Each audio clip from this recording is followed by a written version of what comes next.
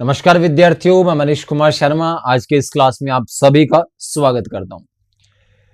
विद्यार्थियों, आज जिस टॉपिक पे हम बात करने वाले हैं वो है क्वांटम संख्या।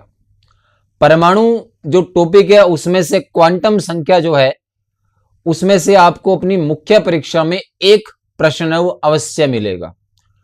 क्वांटम संख्या और इसके बाद में इलेक्ट्रॉनों को भरने के नियम, ये दो पॉइंट ऐसे हैं परमाणु चैप्टर में आपके अकॉर्डिंग या आपके पाठ्यक्रम के अकॉर्डिंग मैं बात करूं तो इससे प्रबल संभावना हर बार क्वेश्चन आया और आपको इस बार भी अवश्य मिलेगा। क्वांटम संख्या, अब जो आज की ये जो 1-1.25 घंटे की क्लास है इसको आप ढंग से देख लीजिएगा, अच्छे से समझ पाओगे इसको। तो मेरा यह मानना है कि आपका एक भी क्वेश्चन कितना भी घुमा ले बात को गलत नहीं होगा। आपको प्रारंभ से लेकर अंत तक जुड़े रहना इस क्लास के साथ में, हर बात को अच्छे से समझना है। मैं हर बात से किस तरीके से क्वेश्चन पूछेगा ये भी साथ के साथ बताता रहूंगा। तो सबसे पहले क्वांटम संख्या होती क्या है मैं हेडिंग डाल देता हूं, ठीक है, फिर हम इस पे बात करेंगे। ठीक है, क्वांटम नंबर्स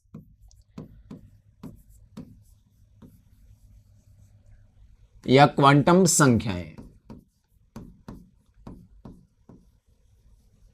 मित्रों, जैसे आप अपने घर पे बैठे हो, आप किसी भी क्षेत्र से संबंधित हो, जैसे मेरा मानूं कि मैं हनुमानगढ़ में निवास करता हूं या हनुमानगढ़ की टिब्बी तहसील में या टिब्बी नाम का जो शहर है वहां पे निवास करता हूं।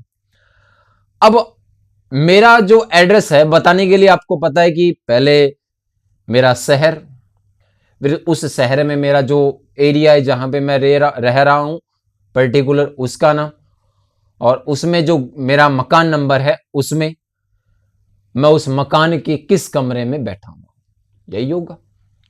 समझे मेरी बात?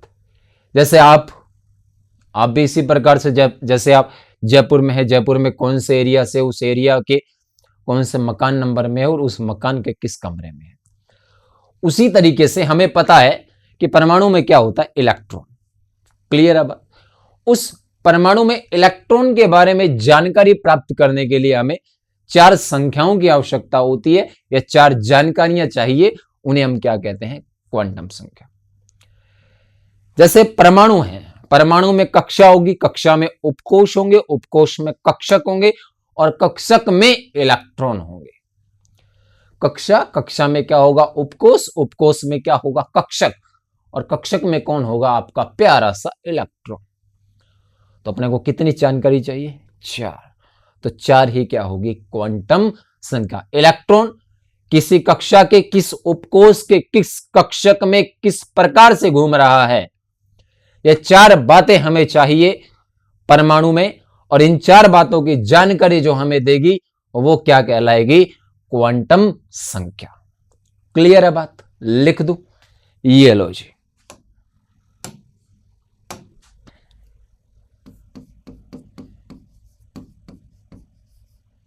किसी परमाणु में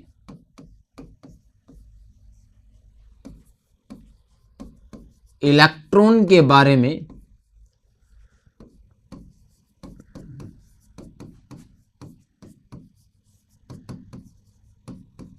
जानकारी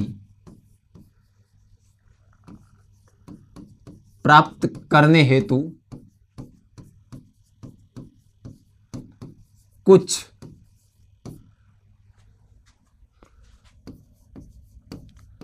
संख्याओं की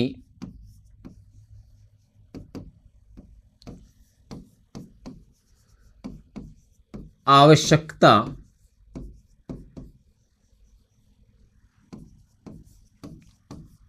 होती है,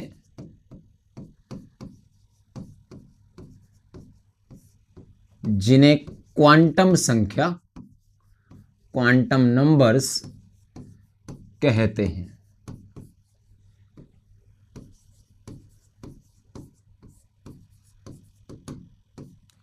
ये 4 प्रकार की होती है।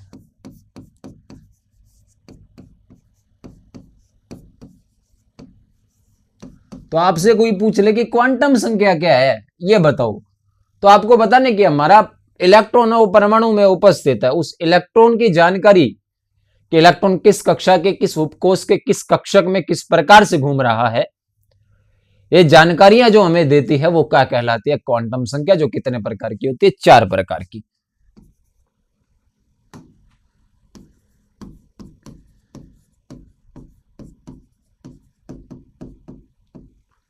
अब इसमें सबसे पहले 4 नाम बता देता हूं मैं। सबसे पहले मुख्य क्वांटम संख्या, 2 नंबर पे दिगंशी क्वांटम संख्या, 3 नंबर पे चुंबकीय क्वांटम संख्या और 4 नंबर पे चक्रण क्वांटम संख्या है वो आती है। ठीक है, अब चारों को अपने क्रमवार से पढ़ेंगे और हर बात इंपॉर्टेंट है चारों की।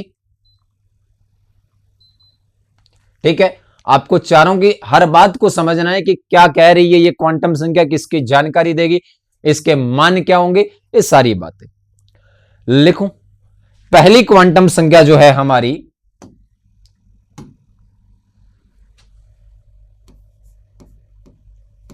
वो है मुख्य क्वांटम संख्या, या जिसको हम प्रिंसिपल क्वांटम नंबर कहते हैं, और इसको दर्शाते हैं किसके द्वारा? एन के द्वारा। ये आपको याद रखना है। चारों क्वांटम संख्या पहली क्वांटम संख्या को किसके द्वारा दर्शाएंगे मित्रों? आपको याद रखना है किसके द्वारा दर्शाया जाएगा? एन के द्वारा। अब आ जाइए जी, सबसे पहले जो ये मुख्य क्वांटम संख्या है ये किस वैज्ञानिक के द्वारा दी गई? तो याद रखना है बोर के द्वारा दी गई थी। किसके द्वारा दी गई थी? बोर के द्वारा। अब ये क्वांटम संख्या क्या बताती है? ये क्वांटम संख्या उस कक्षा का नाम, उसका आकार, उसकी ऊर्जा को बताती है जिसमें हमारा प्यारा सा इलेक्ट्रॉन है वो उपस्थित है। आपसे पूछ ले कि इलेक्ट्रॉन है वो किस कक्षा में उपस्थित है, इसकी जानकारी कौन देती है? तो मुख्य क्वांटम संख्या। इलेक्ट्रॉन जो है उसका आकार कौन सी क्वांटम संख्या बताएगी? तो आपको याद रखना है मुख्य क्वांटम संख्या। आपसे पूछ ले कि इलेक्ट्रॉन की ऊर्जा है, या इलेक्ट्रॉन जिस कक्षा में है उसकी ऊर्जा के बारे में जानकारी कौन देती है? तो आपको याद रखना है मुख्य क्वांटम संख्या एन है वो देती है। इसका जो मान है वो 1 से लेकर अनंत तक हो सकता है। और आपको पता हो बोर ने इस 1 2 3 4 5 6 डैश डैश डैश अनंत को KLMNOPQRS डैश डैश डैश अनंत के रूप में व्यक्त किया था कि नहीं किया था? तो आओ वहां पे अगर आपको याद हो तो त्रिज्या का फॉर्मूला क्या था? 0.529 into n square upon Z angstrom था या नहीं था? तो आर में क्या आ रहा था? एन आ रहा था। एन क्या था? मैंने बोला था कक्षा की संख्या, कौन सी कक्षा में है बताया था ना।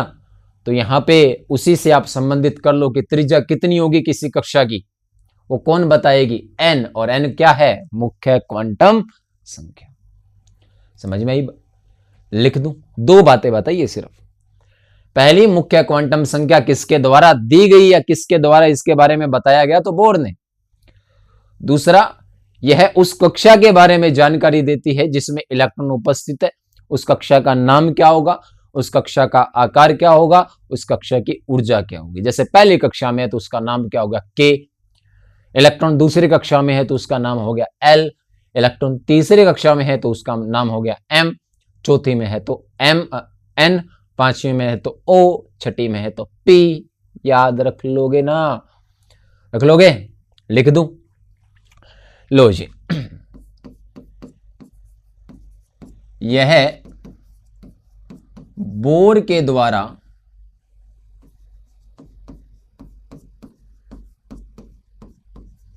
दी गई पहली बात।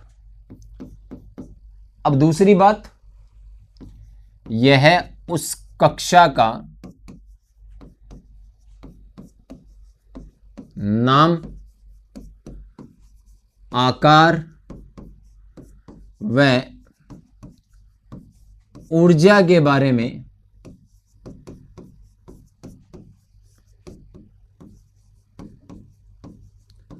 जानकारी देती है जिससे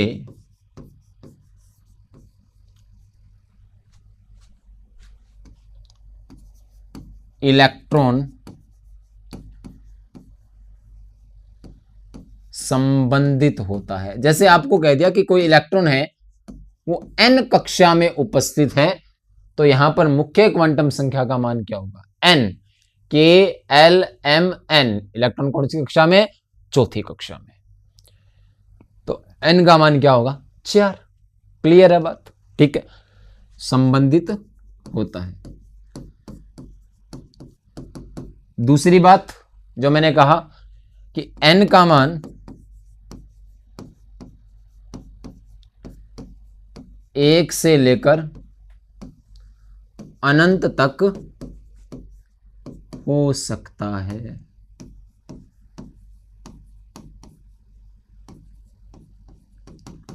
हो सकता है या नहीं हो सकता? हो सकता है भी, ठीक है, क्योंकि हमने बोर की बात मानी थी। ठीक है, अब दूसरी बात जो आपको याद रखनी है कि यदि n 1 2 3 4 हो तो इनके संगत कक्षा, और कक्षा को एक बात और याद रखना है, कक्षा को हमने क्या कहा था? कोश बोला था ना, कोश या ऊर्जा स्तर भी बोला था, बोर ने बोला था। तो अगर पहली कक्षा है तो n बराबर 1 है, तो कक्षा का नाम क्या होगा? k। 2 है तो l, 3 है तो m, 4 है तो n। तो लिख दो, अर्थात यदि n बराबर 1 2 3 4 5 डैश डैश डैश अनंत है तो इनके संगत कक्षा या कोष का नाम क्रमशः K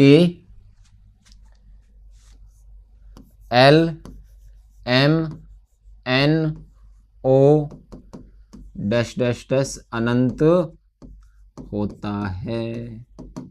मान ली बात कि पहली कक्षा है तो K, दूसरी है तो L, तीसरी है तो M, चौथी है तो M N और पांचवी है तो O। तो आपको N का मान देकर कक्षा का नाम पूछे, कोष का नाम पूछे या ऊर्जा स्तर का नाम पूछे, आप बता दोगे? कोई समस्या? अब बात आती है आकार और ऊर्जा की। आकार और ऊर्जा की। अब मैं आपको एक छोटी सी बात बताता हूं, अगली पीपीटी लेनी पड़ेगी मेरे को। यदि किसी परमाणु के लिए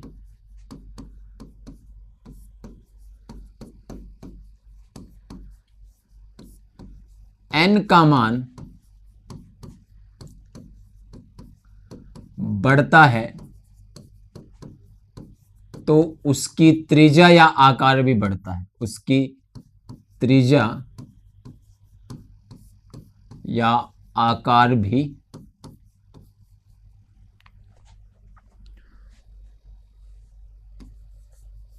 आप कहोगे प्रातः सम्मानीय मनीष शर्मा ब्रो बताओ कैसे? तो आपने पीछे की क्लास में त्रिज्या का फॉर्मूला पढ़ा था, 0.529 into n square upon z। ये पढ़ा था कि नहीं पढ़ा था? पढ़ा था, पढ़ा था। z परमाणु क्रमांक होता है, एक परमाणु की सभी कक्षाओं के लिए समान रहेगा। 0.529 है वो भी सही समान रहेगा, लेकिन n बदलेगा, बदलता है ना। और n क्या है? r समानुपाती है n स्क्वायर के। तो n का मान बढ़ेगा तो r बढ़ेगा कि नहीं बढ़ेगा? बढ़ेगा ना। जैसे आपको कह दिया कि हाइड्रोजन परमाणु की पहली, दूसरी व तीसरी कक्षाओं की त्रिज्याओं का सही क्रम क्या होगा, तो क्या आप ये लिख सकते हो? त्रिज्या का क्रम,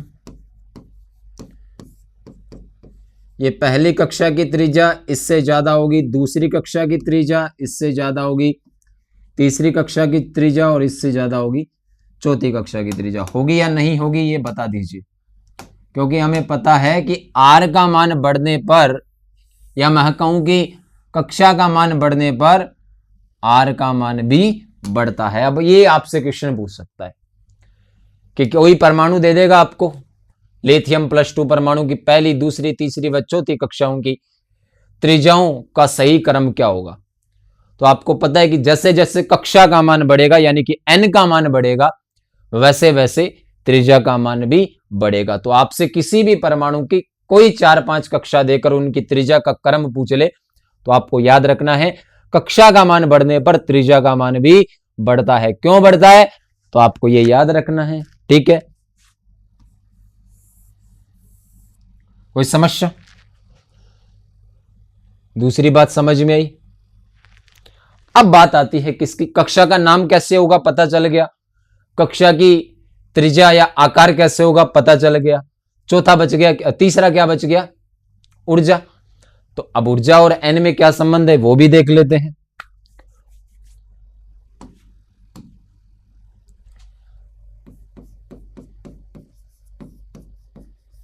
किसी परमाणु के लिए n का मान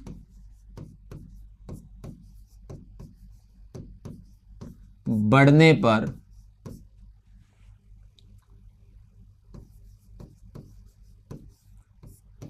ऊर्जा का मान भी बढ़ता है। अब ये कैसे बढ़ता है ये भी देखो।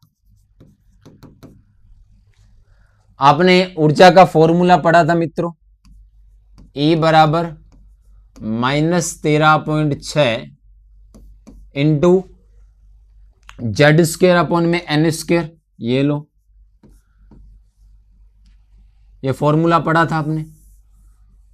और यहां पे क्या है, E है वो व्यतकर्मानुपाती है 1/n स्क्वेयर के, है या नहीं है। लेकिन ये क्या है, माइनस। अब एक छोटा सा एग्जांपल देता हूं मैं, उससे आपके अच्छे तरीके से क्लियर हो जाएगा। जैसे आपसे पूछ लिया कि हाइड्रोजन परमाणु की पहली और दूसरी कक्षा की ऊर्जा का सही क्रम क्या होगा, मतलब किसकी ज्यादा होगी किसकी कम होगी। पहली कक्षा के लिए परमाणु क्रमांक हाइड्रोजन का 1 होता है, n का मान भी 1 है, तो क्या उत्तर आएगा -13.6 पहली कक्षा के लिए, यानी कि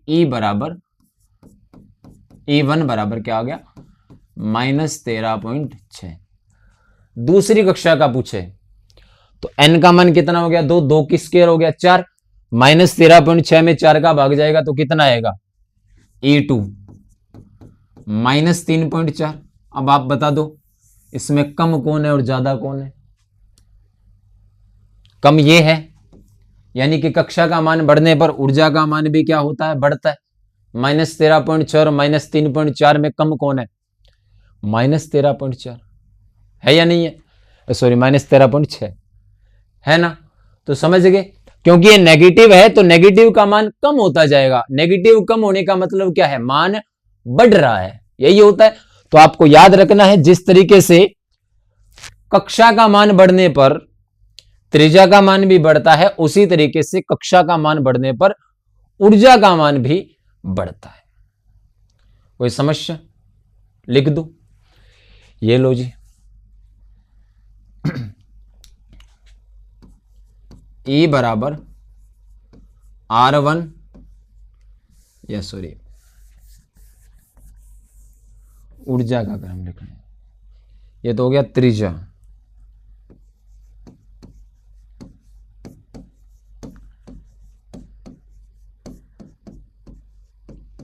E1 पहली कक्षा की ऊर्जा, इससे ज्यादा होगी दूसरी कक्षा की ऊर्जा, इससे ज्यादा होगी तीसरी कक्षा की ऊर्जा, और इससे ज्यादा होगी चौथी कक्षा की ऊर्जा। और आपसे कोई भी कक्षा पूछ ले आपको बता देना है, ठीक है। तो सबसे पहले आपको मैंने बताया कि मुख्य क्वांटम संख्या है वो बोर के द्वारा दी गई थी, जो उस कक्षा का नाम, आकार और ऊर्जा, इन तीनों के बारे में जानकारी देती है जिसमें इलेक्ट्रॉन उपस्थित है। अब आप अपने तुलनात्मक अध्ययन कर लिया कि कक्षा 1 है तो कक्षा का नाम K होगा, 2 है तो L होगा, 3 है तो M होगा, 4 है तो N होगा, 5 है तो O होगा, 6 है तो P होगा, कक्षा का मान या कोष का मान। अगर आपसे 4 कक्षाओं की ऊर्जा का त्रिज्या का क्रम पूछ ले तो आपको इतना याद रखना है कि कक्षा का मान बढ़ने पर ऊर्जा और त्रिज्या का मान है वो क्या होता जाता है, बढ़ता जाता है। एक छोटा सा और कर लेते हैं, वेग। कि जैसे आपसे पूछ ले कि पहली कक्षा में, दूसरी कक्षा में, तीसरी कक्षा में, चौथी कक्षा में उपस्थित इलेक्ट्रॉन का वेग क्या होगा, तो उस पे भी आ जाते हैं। ठीक है, तो किसी परमाणु में n का मान यानी कि कक्षा का मान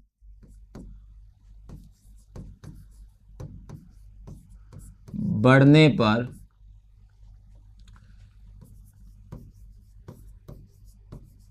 इलेक्ट्रॉन का वेग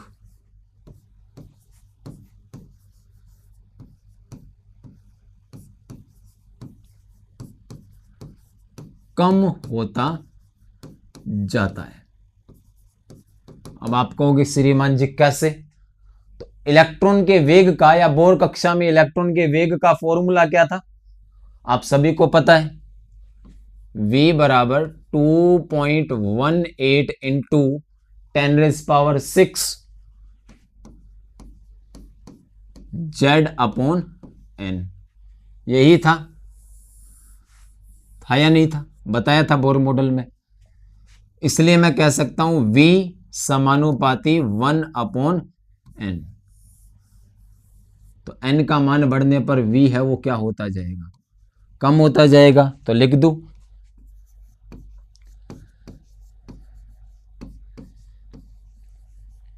इलेक्ट्रॉन के वेग का क्रम। 4 कक्षाएं देके उनमें पूछ लिया कि किस या इन कक्षाओं में इलेक्ट्रॉन के वेग का क्रम क्या होगा।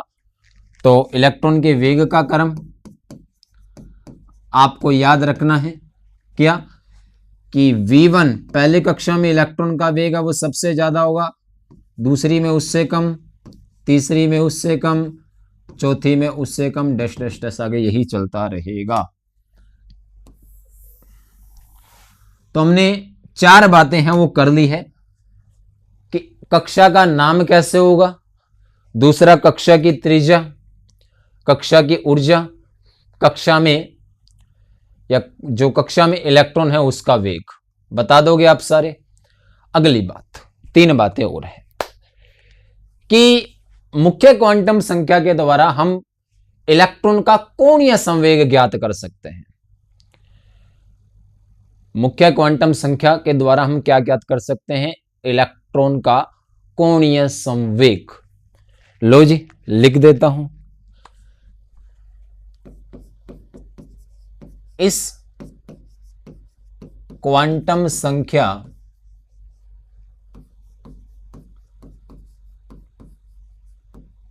की सहायता से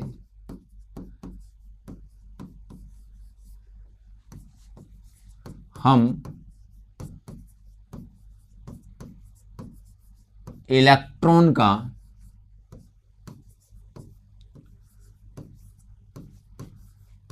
कोणीय संवेग, अब ये संवेग 3 होंगे देखना, पहला कौन सा है, कोणीय संवेग, ज्ञात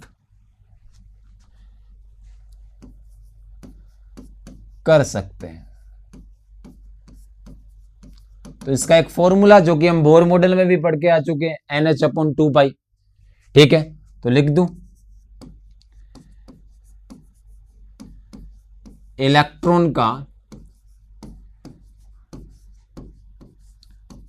कोणीय संवेग, फॉर्मूला क्या होगा, NH/2π। और यहां पे n क्या है, n सर मुख्य क्वांटम संख्या या कक्षा का मान है।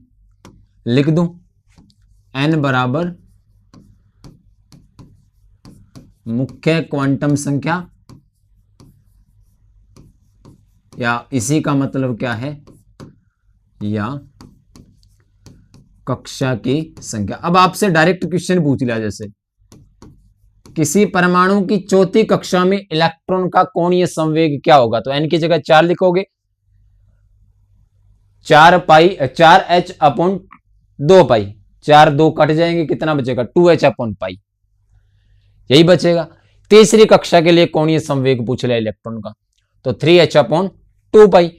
दूसरी कक्षा के लिए कोणीय संवेग पूछ दिया, 2h/2 2 से 2 कैंसिल हो जाएगा, क्या बचेगा h/π। और आप पुराने पेपर देख लेना लैब असिस्टेंट के, कोणीय संवेग से आपको क्वेश्चन मिल जाएगा, डायरेक्ट पूछेगा। तीसरी कक्षा के लिए, छठी कक्षा के लिए, आठवीं कक्षा के लिए कुछ भी पूछ सकता है। कक्षा का मान देकर कोणीय संवेग पूछेगा, कोणीय संवेग। आगे दो और आएंगे, एक कक्षीय कोणीय संवेग, एक चक्रण कोणीय संवेग, वो अलग है, वो आगे बात करेंगे, तो तीनों का कंपैरिजन भी कर दूंगा मैं। यहां पे सिर्फ हमें क्या याद रखना है, इलेक्ट्रॉन का कोणीय संवेग है वो क्या होता है, NH/2 π। बता दूं आगे, दो बातें और याद रखनी। मुख्य क्वांटम संख्या समाप्ति की ओर। ये लो जी, किसी निश्चित कक्षा में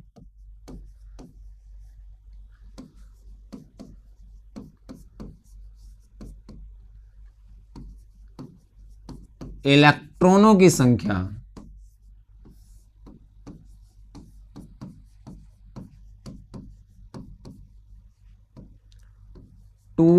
n² होती है।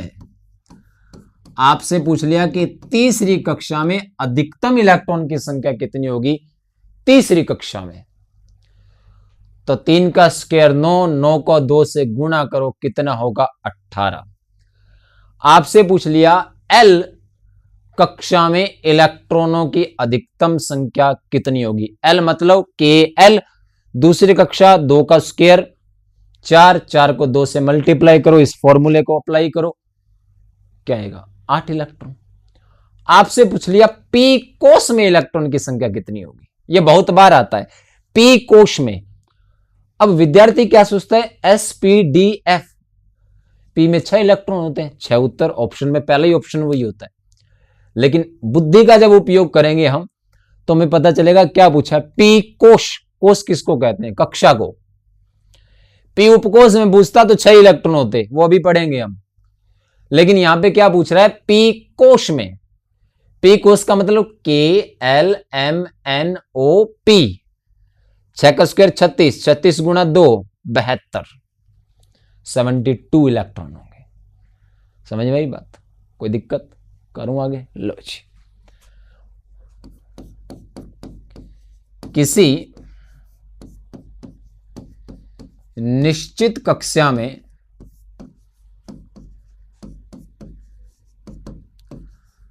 कक्षकों की संख्या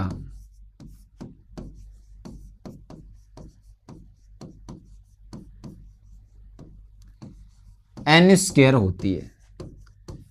आपसे पूछ लिया कि पहली कक्षा में कक्षक कितने होंगे, तो 1 का स्क्वायर 1, पहले कक्षा में कक्षक कितने होंगे 1। तीसरी कक्षा में कक्षक कितने होंगे तीसरी कक्षा में, तो 3 का स्क्वायर 9, कितने होंगे 9 कक्षक। M कोश में कक्षकों की संख्या कितनी होगी, KLM, M यानी कि 3, 3 का स्क्वायर 9। O कक्षा में कक्षकों की संख्या कितनी होगी, KLMNO, O यानी कि 5वीं कक्षा, 5 का स्क्वायर 25, 25 कक्षक होंगे। यहां पे एक थोड़ा सा ये अधिकतम लिख देना भाई।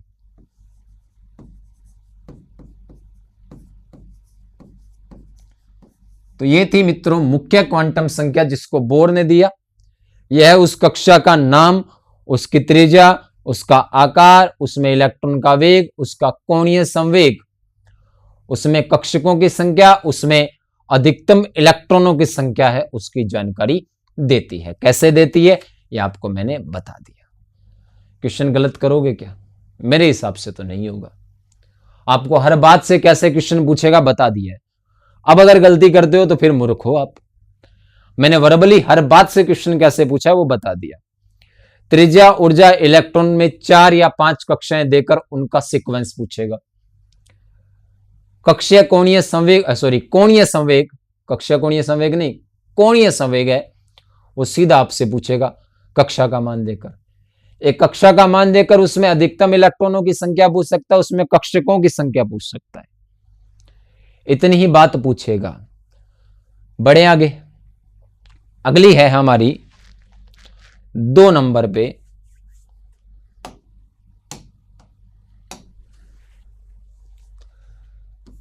इसके 3-4 नाम है, ज्यादातर एक ही यूज होता है, दिगंशी क्वांटम संख्या,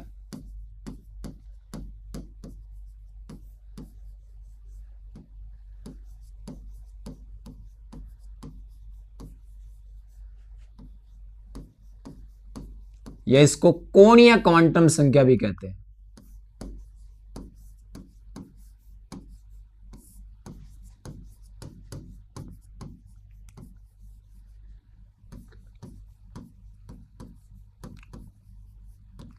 या इसको द्वितीयक क्वांटम संख्या भी कहते हैं, सेकेंडरी क्वांटम नंबर।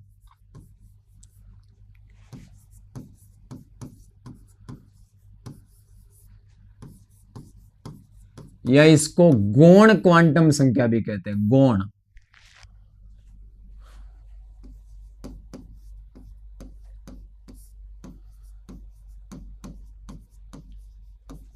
और इसको हम दर्शाते हैं एल के द्वारा।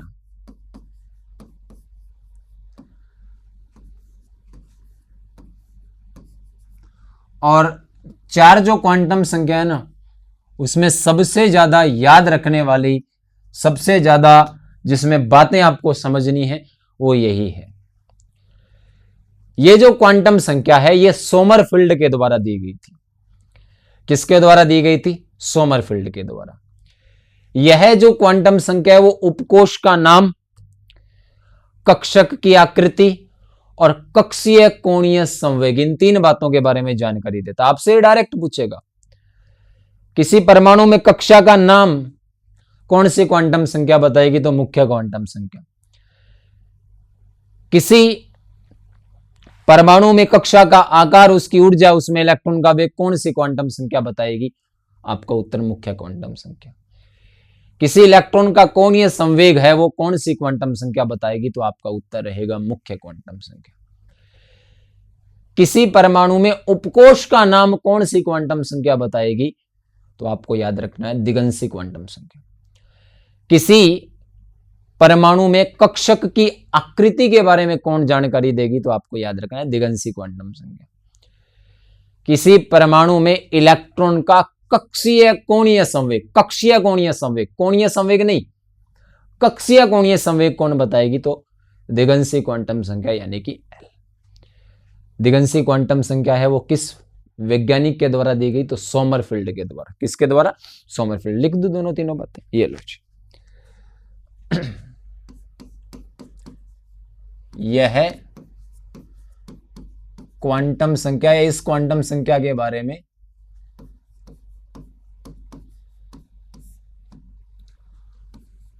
सोमरफील्ड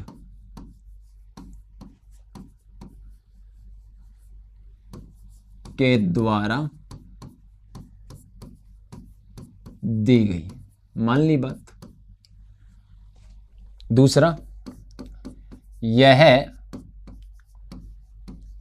उपकोष का नाम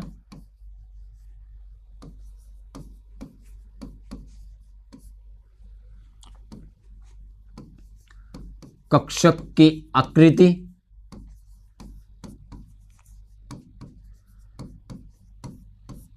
व कक्षीय कोणीय संवेग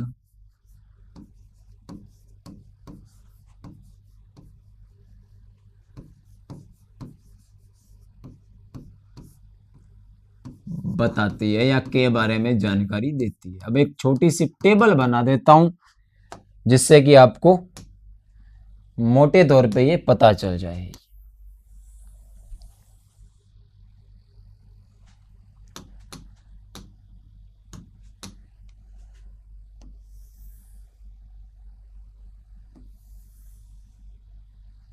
ठीक है, इतना काफी है।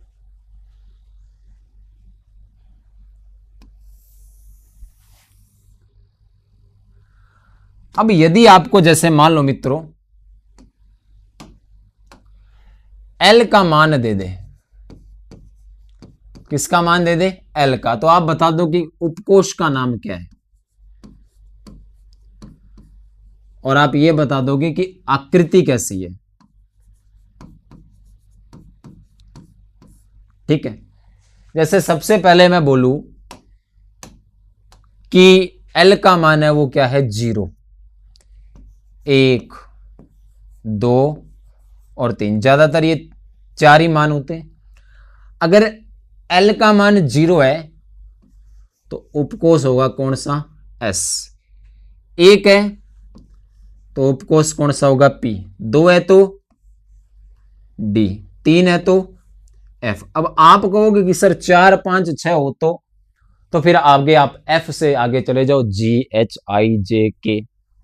समझ गए कि अपने ज्यादातर ये 4 ही मान होते हैं। 4 के अलावा अगर कह दे कि किसी परमाणु के लिए या किसी इलेक्ट्रॉन के लिए एल का मान 5 है तो उपकोष कौन सा होगा। तो 3 तक तो हमें पता है, 4 है तो जी, 5 है तो एच, कौन सा उपकोष होगा, एच। आकृति अगर बात करूं एस की, तो एस जो होता है इसकी आकृति होती है गोलाकार।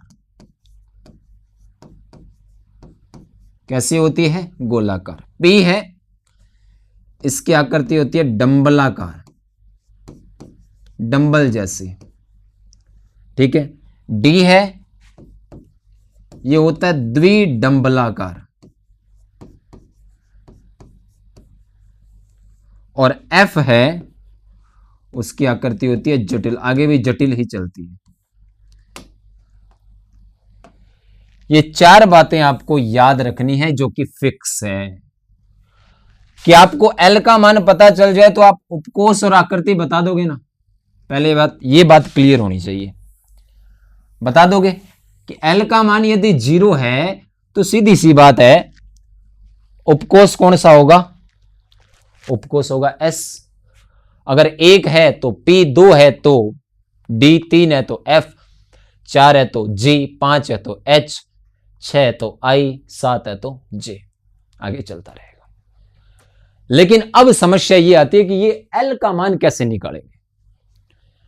एल का मान है, ये कैसे निकालेंगे। तो आपको एक सिंपल सा फॉर्मूला याद रखना है कि यदि आपको कह दे कि कोई कक्षा है, कोई निश्चित कक्षा दे दी, पहली, दूसरी, तीसरी, चौथी, इसके लिए एल के मान कितने और क्या होंगे। एक तो आपसे ये क्वेश्चन पूछ सकता है कि तीसरी कक्षा के लिए एल के कितने मान होंगे, 2 होंगे, 3 होंगे, 4 होंगे, 5 होंगे। और एक आपसे ये पूछ ले कि तीसरी कक्षा के लिए एन के कौन कौन, एल के कौन कौन से मान होंगे। ये दोनों बातें ध्यान से समझिएगा आप, ठीक है। लिख रहा हूं मैं यहां पे, किसी निश्चित कक्षा के लिए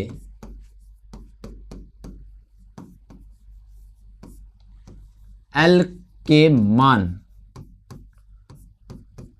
तो आपको याद रखना कितने होंगे, एन के बराबर ही होंगे। कि आपको कह दिया कि पहली कक्षा के लिए एल के कितने मान होंगे, तो आपको याद रखना है कितने, यानी कि संख्या कितनी होगी। तो पहली कक्षा के लिए एन का 1 ही मान होता है। दूसरी कक्षा के लिए आपसे पूछ लिया कि दूसरी कक्षा के लिए एल के कितने मान होंगे। दूसरी कक्षा के लिए एल के कितने मान होंगे, तो कितने होंगे, 2 ही होंगे। तीसरी कक्षा के लिए एल के कितने मान होंगे, तो कितने होंगे, 3। अब वो कौन कौन से मान होंगे, वो है, तो एल का मान लिख ही देता हूं, किसी निश्चित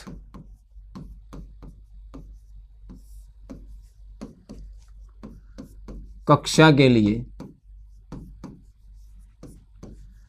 एल का मान, याद रखना 0 से n-1 तक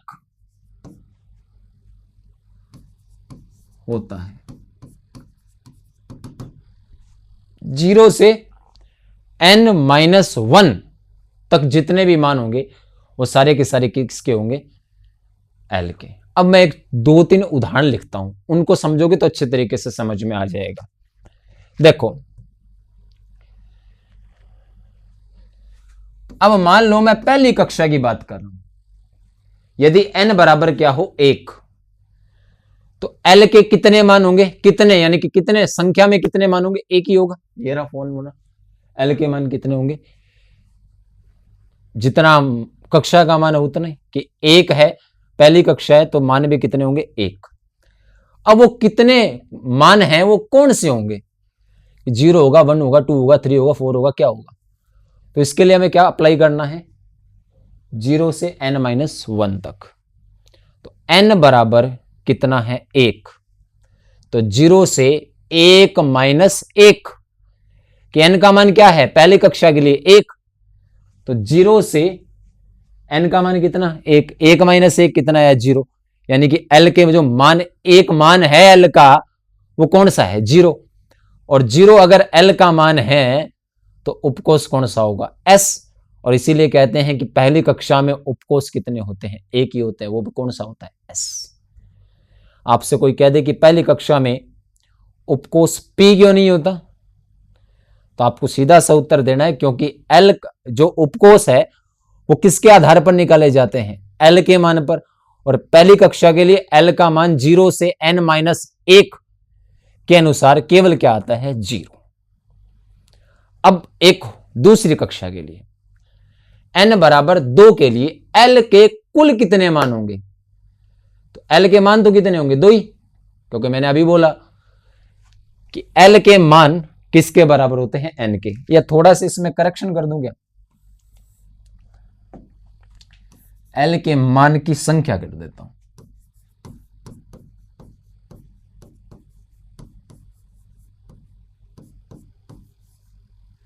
l के मान की संख्या किसके बराबर होगी n के। तो दूसरी कक्षा के लिए l है, उसके कितने मान होंगे 2, और वो 2 मान कौन कौन से होंगे, 0 से n-1 तक, यानी कि 0 से n कितना है 2 - 1 कितना आएगा 1, 1 ही आएगा, यानी कि 0 और 1 ये 2 ही मान होंगे। अगर l का मान 0 है तो हमें पता है कौन सा उपकोष होगा s, और l का मान अगर 1 है तो उपकोष कौन सा होगा p। तो हमें पता है दूसरी कक्षा में कितने उपकोष होते हैं, s और p 2 ही तो होते हैं। अब यही बात तीसरी कक्षा के लिए, तीसरी कक्षा के लिए l के मानों की संख्या कितने होंगे 3 ही होंगे। वो 3 मान कौन कौन से होंगे, तो 0 से n-1, 0 से 2 - 1, सॉरी 3 - 1, तीसरी कक्षा ना, तो 3 - 1, तो क्या आया 0, 1, 2, यानी कि s, p और 2 किसके लिए होता है d के लिए। तो तीसरी कक्षा में कितने उपकोष होंगे 3, s, p, d। चौथी कक्षा के लिए l के मानों की संख्या कितने मान होंगे 4, 0 से n-1, n कितना है 4, तो 0 से 4 - 1 कितना आ गया 3, तो 0, 1, 2, 3, यानी कि चौथी कक्षा में 4 उपकोष होंगे, कौन कौन से s, p, d और f। कोई समस्या कर दोगे, समझ में आया, इसको थोड़ा सा ध्यान से समझोगे तो वापिस से मैं एक बार वापिस से बता रहा हूं आपको, ठीक है। अगर आपसे n का मान देकर या कक्षा का मान देकर l के मानों की संख्या पूछे तो आपको याद रखना है l के मानों की संख्या हमेशा n के बराबर ही होती है, यानी कि पहली कक्षा में l के मान कितने होंगे 1 ही होंगे। दूसरी कक्षा के लिए l के मानों की संख्या कितनी होगी 2, तीसरी कक्षा के लिए l के मानों की संख्या कितनी होगी 3, चौथी के लिए कितनी होगी 4। यह तो हो गया मानों की संख्या कि कितने मान होंगे, 1 होगा, 2 होगा, 3 होगा, 4, कितने मान है ये संख्या में। अब l के मान कौन कौन से होंगे ये किस पर डिपेंड करता है, 0 से n-1 पर। 0 से n-1 तक जितने भी मान होंगे वो सारे के सारे किसके होंगे l के। पहली कक्षा के लिए l का जो मान होता है वो हमेशा कितना होता है 0, यानी कि पहली कक्षा में उपकोष कौन सा होता है s ही होता है। दूसरी कक्षा में इस फॉर्मूले के अकॉर्डिंग चले तो l के कितने मान होंगे 2 होंगे, कौन कौन से 0 और n-1, यानी कि 2 - 1 कितना 1, और l का मान यदि 0 है तो उपकोष s, 1 है तो p। तो दूसरी कक्षा में कितने उपकोष होंगे 2, s और p। तीसरी के लिए अगर बात करूं तो 0 से 3 - 1, यानी कि 0 से 2 के बीच में जितने भी मान होंगे वो सारे के सारे किसके होंगे l के, 0, 1, 2, s, p और d। तीसरी कक्षा। चौथी कक्षा के लिए l के जो मान है कौन कौन से मान होंगे, तो 0 से n-1, यानी कि 4 - 1 तो कितना है 0 से 3, 0, 1, 2, 3, यानी कि कितने उपकोष होंगे 4। 4 तक ही पूछेगा आपसे। आगे अगर पूछे तो आप इस फॉर्मूले के अकॉर्डिंग बता सकते हो, बता दोगे, लिख दो। ये लो जी। अब एक बार फिर से बता रहा हूं साथ में, यदि n बराबर 1 है तो n बराबर 1 का मतलब पहली कक्षा के लिए l का मान क्या होगा? 0। अर्थात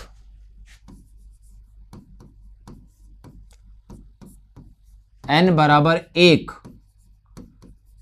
कक्षा के लिए उपकोष, एक ही उपकोष होगा, कौन सा? S के लिए उपकोष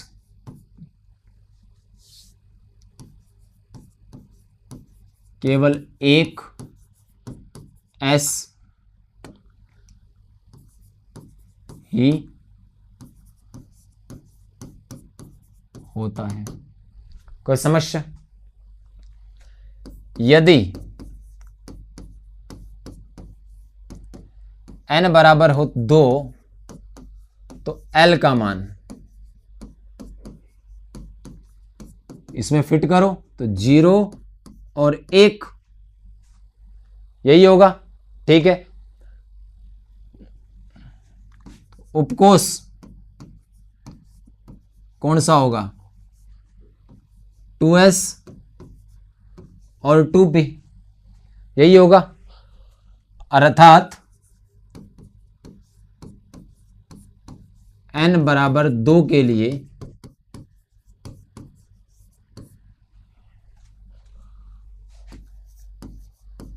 उपकोष 2 होते हैं। उसी तरीके से n बराबर 3 है तो अब आप वर्बली बताओ l का मान कितना होगा? 0 0 1 और 2, यानी कि उपकोष 3 होंगे। 0 का मतलब S, 1 का मतलब P और 2 का मतलब D। अब आप कहोगे S P D F कहाँ आया? तो देख लो ना, L का मान 0 है तो S, 1 है तो P, 2 है तो D। अर्थात n बराबर 3 के लिए उपकोष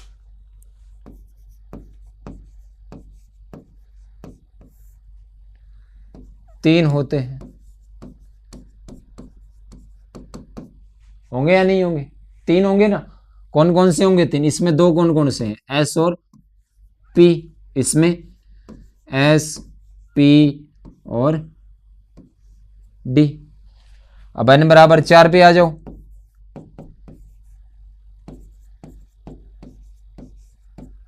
L का मान 0 से n माइनस 1 यानी कि 4 माइनस 1 3, तो 0 1 2 और 3, तो उपकोष क्या होंगे? क्या होंगे जी?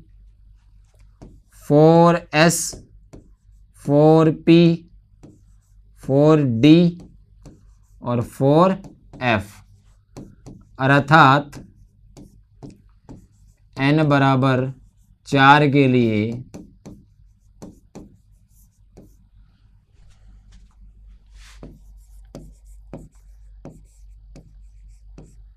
उपकोष 4 होते हैं। अब देखो L के जो जितने मान होंगे उतने ही क्या होंगे? उपकोष। ये तो बात समझ में आई। L के मानों की संख्या किसकी संख्या होगी? उपकोष की संख्या ही होगी एक तरीके से। तो आपसे पूछ रहे कि चौथी कक्षा में उपकोष कितने होंगे? चौथी कक्षा में उपकोष कितने होंगे? या आपसे पूछा 5वीं कक्षा में उपकोष कितने होंगे? तो उपकोष किस पे निर्भर करते हैं? L के मान पर। जितने L के मान होंगे उतने ही क्या होंगे? उपकोष। और L के मान कितने होंगे ये मैंने शुरू में ही बता दिया। L के मान की संख्या किसके बराबर होती है? N के। यानी कि 5वीं कक्षा में अगर आपसे पूछ ले कि उपकोष कितने होंगे तो 5 होंगे। देख लो चाहे यहां पे पहली कक्षा में उपकोष कितने हैं 1, दूसरी कक्षा में कितने हैं 2, तीसरे में कितने हैं 3, चौथे में कितने हैं 4। समझ में आई बात। यहां पे उपकोष 4, उपकोष 3, उपकोष 2 का मतलब क्या है, एल के मान इतने होंगे, क्योंकि आपसे छोटा सा चिंदी चोरी वाला क्वेश्चन पूछ सकता है। तीसरी कक्षा के लिए एल के मानों की संख्या कितनी होगी, चौथी कक्षा के लिए उपकोष कितने होते हैं, तो आप बता दोगे। समझ में आई बात। लिख दो 4 होते हैं। कौन कौन से, एस पी डी एफ। अब ये जो पार्ट बताया ना मैंने, इसको 2-3 बार आप अगर नहीं समझ में आए पूछ सकते हो, कोई दिक्कत नहीं, आराम से पूछ सकते हो, ठीक है। लेकिन समझना है भी, बहुत अच्छी चीज, छोटे छोटे क्वेश्चन बनते हैं इससे। मैं जल ग्रहण करता हूं फिर आगे बढ़ते हैं, ठीक है।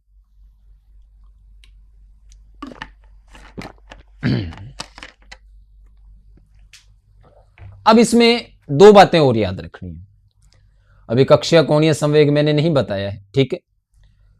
ऊर्जा की बात करें तो देखो, एक निश्चित कक्षा के लिए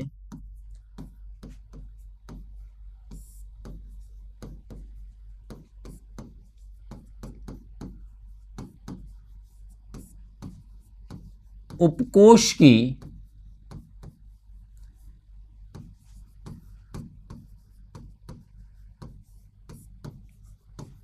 ऊर्जा का क्रम, मित्रों आपको पहले ही बता दिया मैंने कि यदि कक्षा का मान बढ़ेगा तो ऊर्जा का मान भी बढ़ेगा। ये तो हमने पहले ही कर दिया, ठीक है। लेकिन यदि कक्षा का मान समान हो और उपकोष की ऊर्जा पूछे, जैसे 3s 3p 3d और 3d 3 ही होते हैं, 3s 3p 3d, इनमें आपसे ऊर्जा का क्रम पूछ लिया, तो आपको याद रखना है उपकोष की ऊर्जा का क्रम क्या होता है।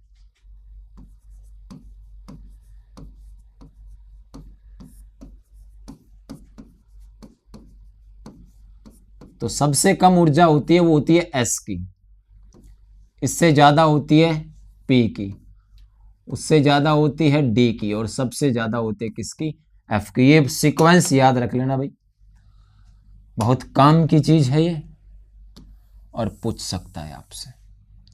जैसे आपसे पूछ लिया, एग्जाम्पल दे रहा हूं मैं, ऐसा क्वेश्चन मिल सकता है आपको कि 3s 3p 3d, इन तीनों की ऊर्जा का सही क्रम क्या होगा, तो क्या होगा, यही होगा। जैसे आपसे पूछ लिया 2s 2p के लिए ऊर्जा का सही क्रम क्या होगा, ये होगा। कक्षा तो निश्चित ही है, ये तीसरी है, ये दूसरी है। जैसे आपसे पूछ लिया 4s 4p 4d और 4f के लिए ऊर्जा का मान क्या होगा, तो सीधी सी बात है, एक निश्चित कक्षा के लिए उपकोष की ऊर्जा का क्रम क्या होता है, SPDF के क्रम में बढ़ता है ऊर्जा का क्रम। और यदि कक्षा ही बदल दे, यदि उपकोष समान हो लेकिन n का मान अलग हो, तो आपको पता है कि n का मान बढ़ने पर ऊर्जा का मान भी बढ़ता है। ये तो हम पूर्व में ही कर चुके हैं, कर चुके हैं कि नहीं कर चुके। लिख दूं यहां पे, ये लाइन यहां पे लिख देता हूं, यदि उपकोष समान है तो n का मान बढ़ने पर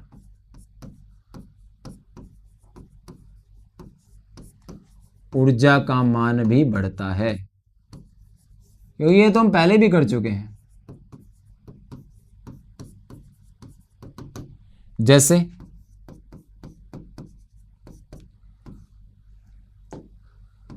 टू एस इससे ज्यादा होगी 3s की, इससे ज्यादा होगी 4s की, और इससे ज्यादा होगी 5s की। उसी तरीके से जैसे 2p से ज्यादा होगी 3p की, 3p से ज्यादा होगी 4p की और 4p से ज्यादा होगी 5p की। ये दोनों बातें समझ भाई। अगर कक्षा निश्चित हो और उपकोष का क्रम पूछे तो s से ज्यादा होगी p की, p से ज्यादा होगी d की, d से ज्यादा होगी f की। अगर उपकोष समान हो तो आपको याद रखना है कि n का मान बढ़ने पर जो ऊर्जा है उसका मान भी बढ़ता है। कोई समस्या? बढ़े। लास्ट बात और इंपॉर्टेंट बात, मैंने आपको बताया था, ये एक तो बताते हैं उपकोष का नाम, एल से अपने उपकोष का नाम पता कर रहे हैं ना, आकृति पता कर दे। कक्षीय कोणीय संवेग, ये इंपॉर्टेंट है।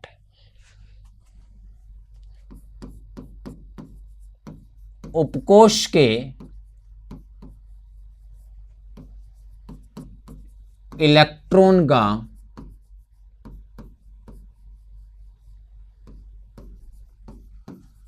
कक्षीय कोणीय संवेग, कक्षा के इलेक्ट्रॉन का हमने केवल क्या निकाला था? कोणीय संवेग।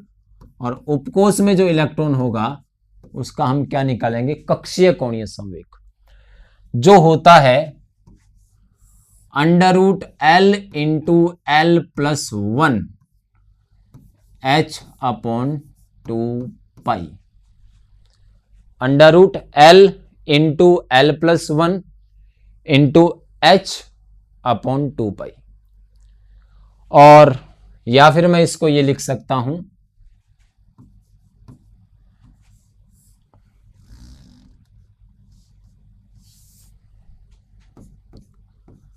√L into L plus 1 hash, ये h, ये क्या है? हैश।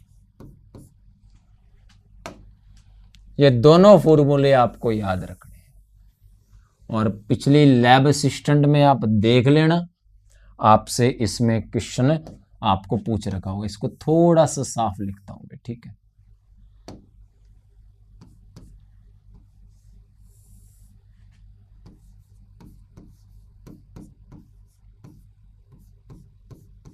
ये अंडर सिर्फ और सिर्फ यहीं तक है, यहां पे h के ऊपर भी मान लो।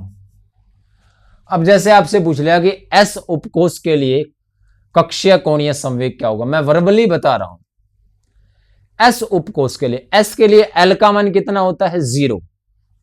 कितना होता है? 0।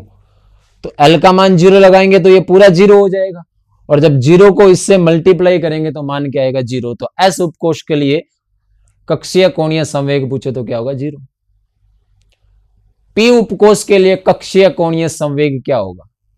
तो p के लिए l का मान कितना होता है? 1। 1 प्लस 1 कितना होता है? 2। 2 गुणा 1 तो क्या आएगा? 2। ऊपर में रूट है तो √2 h इंटू h/2 पाई। d उपकोष के लिए कक्षीय कोणीय संवेग क्या होगा? d के लिए l का मान कितना होता है? 2। 2 ही होता है ना, तो 2 प्लस 1 कितना हो गया? 3। 3 गुणा, या सॉरी 2 गुणा 3, यहां पे लिख देता हूं। d के लिए l बराबर कितना? 2। तो l इंटू L प्लस 1, इसमें क्या आएगा? 2 गुणा 2 प्लस 1, तो ये 3 दूनी 6, तो √6 h/2 पाई होगा या नहीं होगा? अब f के लिए कितना होगा ये आप कमेंट में लिखिएगा। समझ में आई बात? f के लिए कक्षीय कोणीय संवेग कितना होता है तो आपको याद रखना है, लिख दोगे। लास्ट बात इसकी, किसी विशेष उपकोष में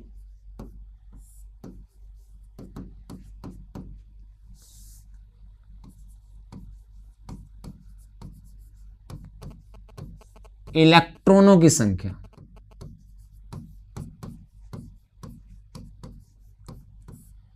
कैसे ज्ञात करते हैं? तो इसके लिए एक फॉर्मूला है, आपको याद रखना है, किसी उपकोष में इलेक्ट्रॉन की संख्या पूछ ले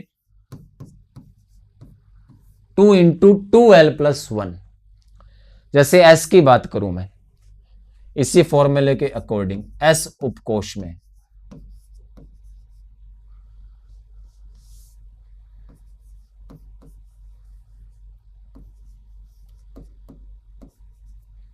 किसमें, s उपकोष में, s के लिए l का मान कितना होता है 0, 2 गुणा 0 0, 0 + 1 1, 1 गुणा 2 कितना आएगा 2। तो s उपकोष में कितने इलेक्ट्रॉन होंगे 2। p की बात करूं, p उपकोष में, p के लिए l का मान कितना होता है 1, तो 2 गुणा 1 + 1, 2 गुणा 1 2, 2 + 1 कितना हुआ 3, 3 गुणा 2 कितना हुआ 6, तो कितने इलेक्ट्रॉन आएंगे 6 इलेक्ट्रॉन। d उपकोष में, d के लिए l का मान कितना होता है, d के लिए l का मान, d के लिए l का मान आप सभी को पता है कितना होता है 2, तो 2 + 2 4, सॉरी 2 गुणा 2 4, 4 + 1 कितना हुआ 5, 5 गुणा 2 कितने हुए 10। ये लो जी। f उपकोष में,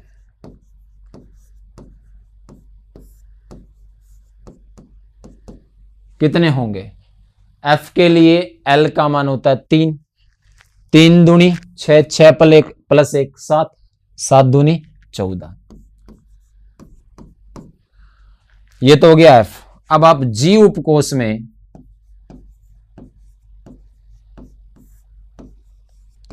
इलेक्ट्रॉन की संख्या कमेंट में लिख देना, ताकि मुझे भी पता रहे कि आप पढ़ रहे हो कि नहीं पढ़ रहे। तो ये थी दिगंशी क्वांटम संख्या, सिंपल सी है। केवल आपको इतना याद रखना है कि ये क्या जानकारी देती है। पहली बात, ये उपकोष का नाम, उसकी आकृति और कक्षीय कोणीय संवेग बताती है। L के मानों की संख्या और L के कौन कौन से मान होंगे और उससे उस कक्षा में उपकोष कौन से होंगे, ये आपको बता दिया। और उपकोष में इलेक्ट्रॉन की संख्या कैसे निकाली जाती है, फॉर्मूला आपको बता दिया। अब दो क्वांटम संख्या, एक तो चुंबकीय क्वांटम संख्या और एक चक्रण क्वांटम संख्या, इसे हमें पढ़ना है।